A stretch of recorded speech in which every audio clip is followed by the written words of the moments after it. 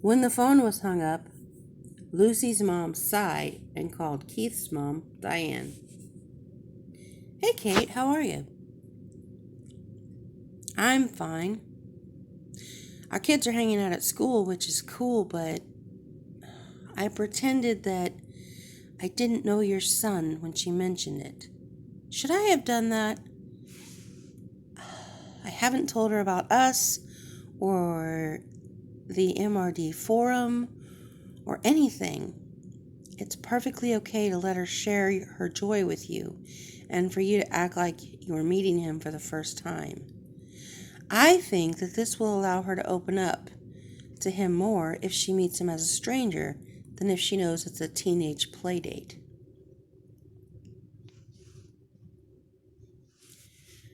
Well, what did you tell Keith? Well,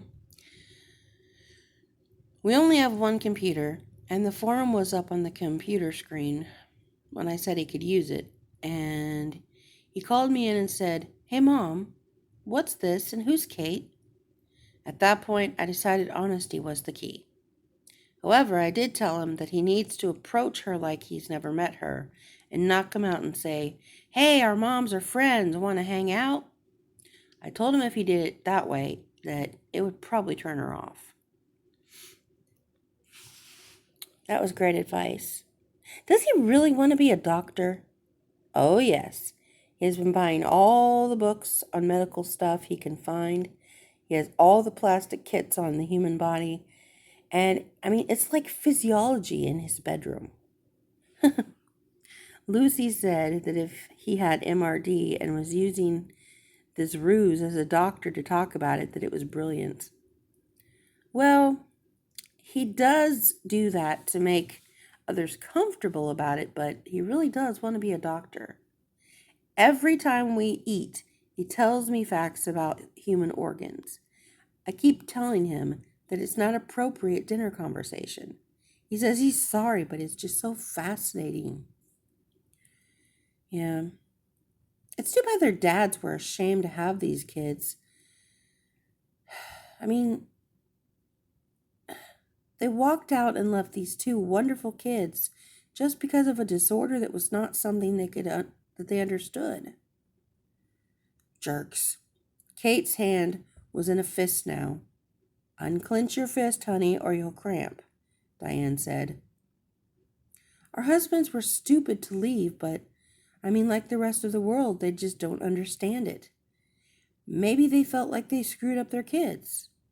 Either way, I think they missed out on knowing these two great kids. At the mall, Kathy and Amanda were having fun looking at everything and trying things on. "That looks amazing on you." "How much is it, though?" "It does look amazing, doesn't it?"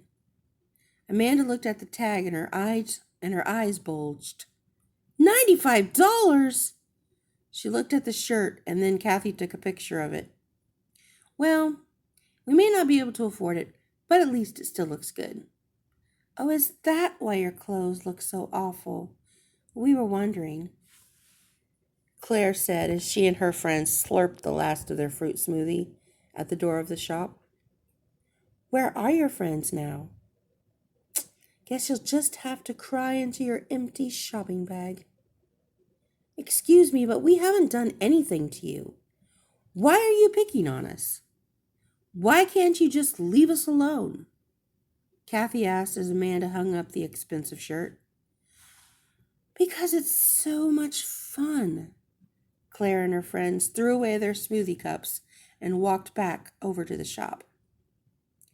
"Come on, Kathy, let's go to a different shop." Amanda and Kathy walked out and rounded the corner. "Those girls are awful," Amanda said, sighing. "I wonder what her home life is like," Kathy thought. "Why?" "Well, most people who hurt others have been hurt themselves."